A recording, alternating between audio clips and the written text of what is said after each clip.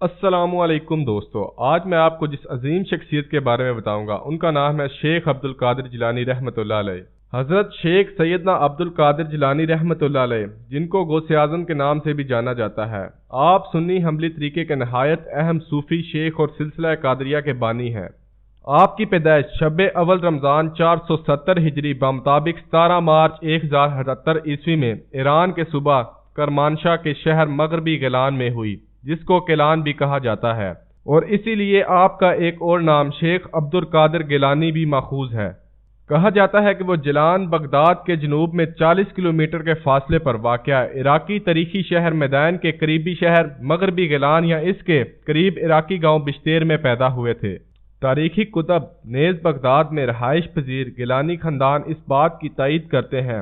شیخ عبد القادر جیلانی کا تعلق جنید بغدادی کے روحانی سلسلے سے جا ملتا ہے۔ شیخ عبد القادر جیلانی کی خدمات و افکار کی وجہ سے شیخ عبد القادر جیلانی کو مسلم دنیا میں غوث اعظم دستگیر کا خطاب دیا گیا ہے۔ تمام علماء اولیاء اس بات پر متفق ہیں کہ سیدنا عبد القادر جیلانی پیدائشی ولی ہیں۔ آپ کی یہ کرامات بہت مشہور ہے کہ آپ ماہ رمضان المبارک میں طلوع فجر سے غروب آفتاب تک کبھی دودھ نہیں پیتے تھے، اور یہ بات گیلان میں بہت مشہور تھی۔ بچپن میں عام طور پر بچے کھیل کود کے شوقین ہوتے ہیں، لیکن آپ بچپن ہی سے لہو لہب سے دور رہے۔ آپ کا ارشاد ہے کہ جب بھی میں بچوں کے ساتھ کھیلنے کا ارادہ کرتا تو میں سنتا تھا کہ کوئی کہنے والا مجھ سے کہتا تھا، اے برکت والے میری طرف آ جا۔ ایک مرتبہ بعض لوگوں نے سید عبد القادر جیلانی سے پوچھا کہ آپ کو ولایت کا علم کب ہوا؟ تو آپ نے جواب دیا کہ 10 برس کی عمر میں جب میں مکتب میں پڑھنے کے لیے جاتا تو ایک غیبی آواز آیا کرتی تھی، جس کو تمام اہل مکتب بھی سنا کرتے تھے کہ اللہ کے ولی کے لیے جگہ کشادہ کر دو۔ آپ کے والد کے انتقال کے بعد آپ کی پرورش آپ کی والدہ اور آپ کے نانا نے کی۔ شیخ عبد القادر جیلانی کا شجرہ نسب والد کی طرف سے حضرت امام حسن اور والدہ کی طرف سے حضرت امام حسین سے جا ملتا ہے، اور یوں آپ کا شجرہ نسب حضرت محمد صلی اللہ علیہ وآلہ وسلم سے جا ملتا ہے۔ 18 سال کی عمر میں شیخ عبد القادر جیلانی تحصیل علم کے لیے 1095 میں بغداد تشریف لے گئے، جہاں آپ کو فقہ کے علم میں حضرت ابو سعید مبارک مخزومی رحمۃ اللہ علیہ، علم حدیث میں ابو بکر بن مظفر اور تفسیر کے لیے ابو محمد جعفر جیسے استاد میسر آئے۔ آپ کے نانا حضرت سید عبداللہ سومئی زندہ تھے، انہوں نے آپ کو اپنی آغوش میں لے لیا۔ آپ بچوں کے ساتھ نہیں کھیلا کرتے تھے، چنانچہ فرماتے ہیں کہ جب بھی میں بچوں کے ساتھ کھیلنے کا ارادہ کرتا تو آواز آتی، اے مبارک ہماری طرف آ۔ میں آواز سن کر ڈرتا اور دوڑ کر سیدھا اپنی والدہ کی گود میں آ جاتا۔ آپ کے آغاز تعلیم کا تو صحیح طور پر معلوم نہیں، مگر اتنا ضرور پتہ چلتا ہے کہ آپ 10 برس کی عمر میں اپنے شہر کے مکتب میں پڑھنے جایا کرتے تھے۔ حضرت عبداللہ محمد بن قائدوانی کا بیان ہے کہ میں حضرت شیخ عبد القادر جیلانی کی خدمت میں حاضر تھا۔ ایک شخص نے آپ سے دریافت کیا کہ آپ نے اپنے امر کی بنیاد کس چیز پر رکھی ہے؟ آپ نے فرمایا سچ پر، اور فرمایا میں نے کبھی جھوٹ نہیں بولا، نہ بچپنے میں نہ جوانی میں۔ حضرت شیخ سیدنا عبد القادر جیلانی فرماتے ہیں کہ بچپن میں ایک دفعہ مجھے جنگل میں جانے کا اتفاق ہوا، اور میں ایک بیل کے پیچھے کھڑا ہو کر عام کسانوں کی طرح ہل چلانے لگا۔ میری حیرانگی کی انتہا نہ رہی جب اس بیل نے مجھ سے کلام کیا کہ تم کاشتکاری کے لیے پیدا نہیں ہوئے، اللہ تبارک و تعالیٰ نے تمہیں اس کا حکم بھی نہیں دیا۔ فرماتے ہیں میں خوف کی حالت میں گھر آیا اور گھر کی چھت پر چڑھ گیا تو میں نے حاجیوں کو میدان عرفات میں دیکھا۔ اللہ تبارک و تعالیٰ نے آپ کی آنکھوں کے آگے سے تمام حجابات ہٹا دیے۔ فرماتے ہیں میں اپنی والدہ کے پاس آیا اور عرض کیا کہ مجھے اجازت دیجیے تاکہ میں بغداد شریف جا کر علماء کرام سے علم مشائخ طریقت سے طریقت کا فیض حاصل کروں۔ والدہ محترمہ کو میں نے دونوں واقعات کے بارے میں عرض کیا۔ فرماتے ہیں اس وقت میری عمر 18 سال تھی۔ تحصیل علم کے بعد شیخ عبد القادر جیلانی نے بغداد شہر کو چھوڑا اور عراق کے صحراؤں اور جنگلوں میں 25 سال تک سخت عبادت اور ریاضت کی۔ 1127 عیسوی میں آپ نے دوبارہ بغداد میں سکونت اختیار کی اور درس و تدریس کا سلسلہ شروع کیا۔ جلد ہی آپ کی شہرت و نیک نامی بغداد اور پھر دور دور تک پھیل گئی۔ 40 سال تک آپ نے اسلام کی تبلیغی سرگرمیوں میں بھرپور حصہ لیا، نتیجتاً ہزاروں لوگ مشربہ اسلام ہوئے۔ اس سلسلہ تبلیغ کو مزید وسیع کرنے کے لیے دور دراز وفود کو بھیجنے کا سلسلہ شروع کیا۔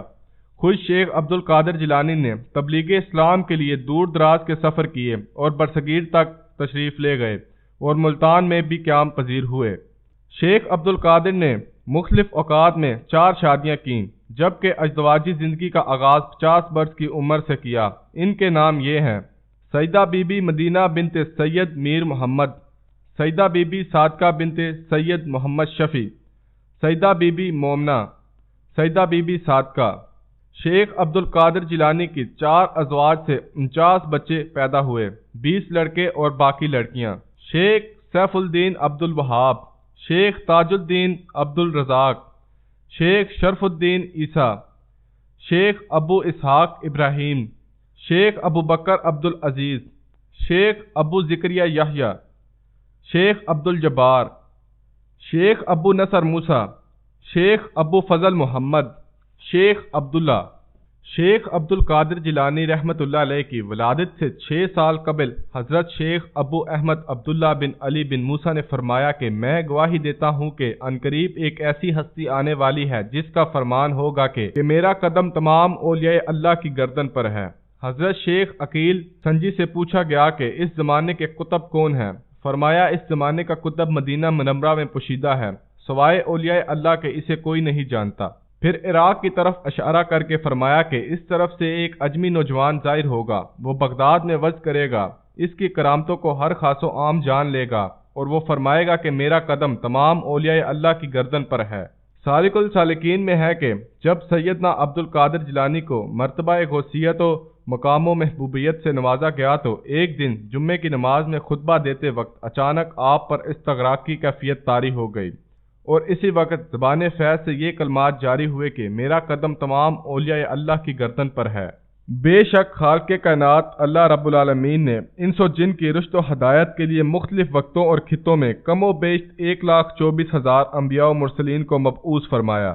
ہر نبی و رسول اللہ تعالیٰ کی علیحدہ علیحدہ صفتوں کے مظہر بن کر آئے، یہاں تک کہ اللہ تعالیٰ نے اپنی کل صفات ہی نہیں بلکہ ذات کا بھی مظہر بنا کر اپنے محبوب نبی آخر الزماں حضرت محمد مصطفیٰ صلی اللہ علیہ وآلہ وسلم کو مبعوث فرمایا، تو مظہر ذات کے بعد کسی نبی کی ضرورت نہ رہی، باب نبوت ہمیشہ کے لیے بند ہو گیا، تو رشد و ہدایت اور احیاء دین و ملت کے لیے مظہر ذات خدا محبوب رب العالمین نے غیبی خبر دی کہ ہر صدی کے اختتام پر ایک مجدد پیدا ہوگا۔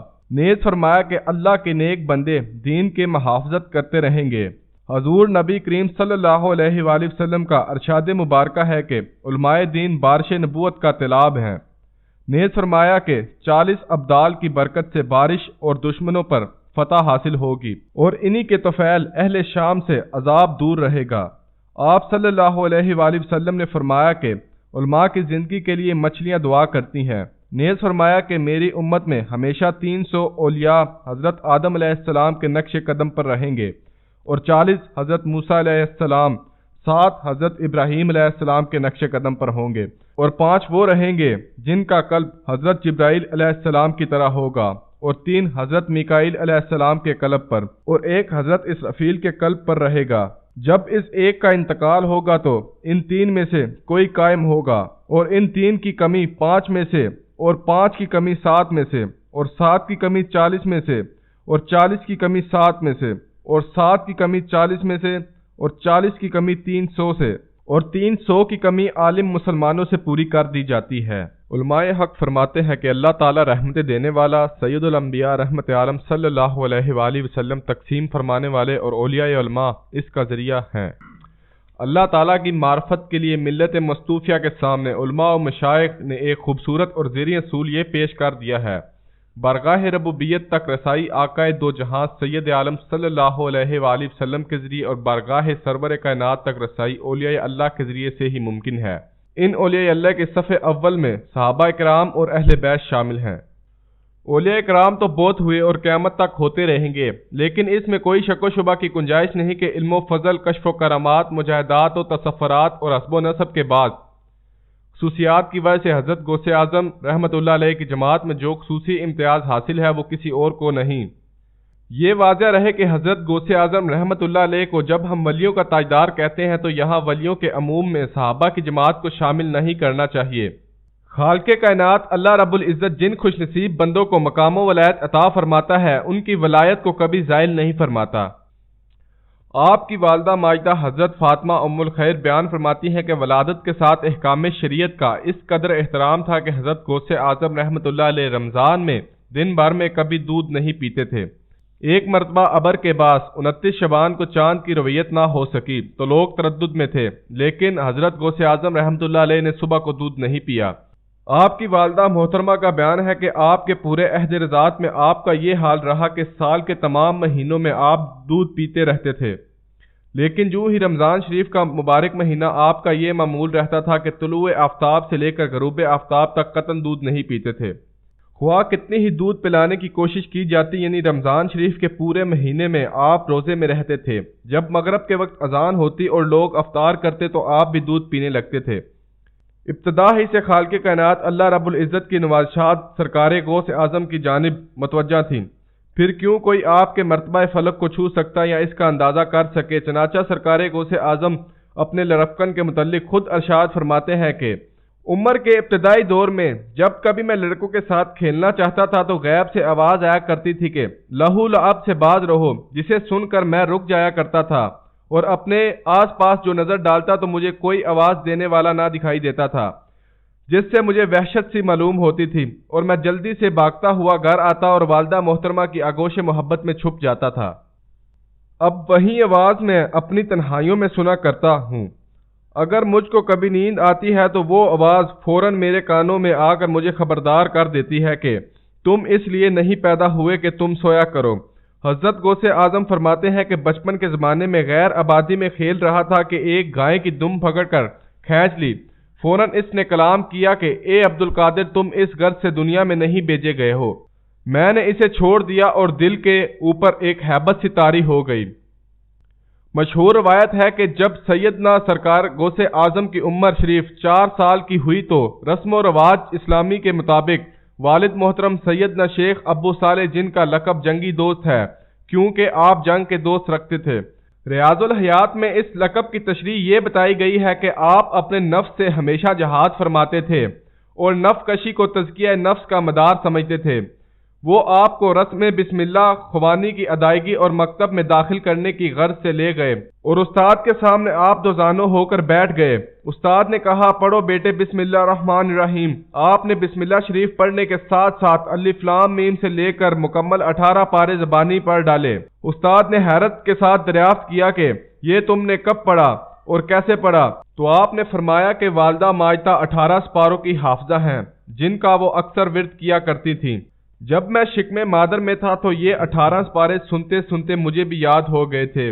یہ شان ہوتی ہے اللہ کے ولیوں کی۔ حضور غوث اعظم آج سے کئی صدیوں قبل ہی اس حقیقت کو منو ان سچ ثابت کر چکے ہیں کہ دوران حمل ماں جو کچھ بھی سوچ رہی ہوتی ہے اور پڑھ رہی ہوتی ہے تو اس کا اثر دونوں ہی صورتوں میں شکم مادر میں رہنے والے بچے پر ضرور پڑ رہا ہوتا ہے۔ اور آج چاند کو چھو لینے اور اس پر چہل قدمی کرنے کے دعوے دار 21ویں صدی کی جدید سائنسی دنیا کے یورپ اور امریکہ کے سائنسدان اپنی تحقیقوں سے یہ بتاتے پھر رہے ہیں کہ سائنس نے ایک نئی تحقیق کر لی ہے کہ دوران حمل ماں جو کچھ بھی منفی یا مثبت سوچ رکھتی ہے اس کا اثر آئندہ آنے والے بچے کی زندگی پر پڑتا ہے۔ یہ بات سائنس نے آج دریافت کی ہے، جبکہ حضور غوث اعظم نے صدیوں قبل اس کا عملی ثبوت دنیا کے سامنے خود پیش کر دیا تھا۔ اس سے ہم امت مسلمہ کو فخر ہونا چاہیے کہ موجودہ دنیا کی کوئی ترقی قرآن و سنت اور تعلیمات اسلامی کے دائرہ کار سے باہر نہیں ہو سکتی۔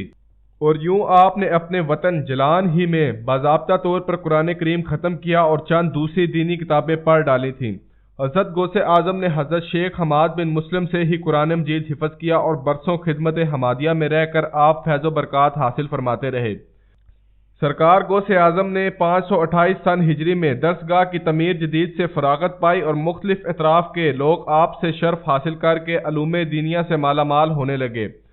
آپ کی بزرگی و ولادیت اس قدر مشہور اور مسلم الثبوت ہے کہ آپ کے غوث اعظم ہونے پر تمام امت کا اتفاق ہے۔ حضرت کے سوانح نگار فرماتے ہیں کہ کسی ولی کی کرامتیں اس قدر تواتر اور تفصیل کے ساتھ ہم تک نہیں پہنچتی ہیں کہ جس قدر حضرت غوث ثقلین کی کرامتیں تواتر سے منقول ہے۔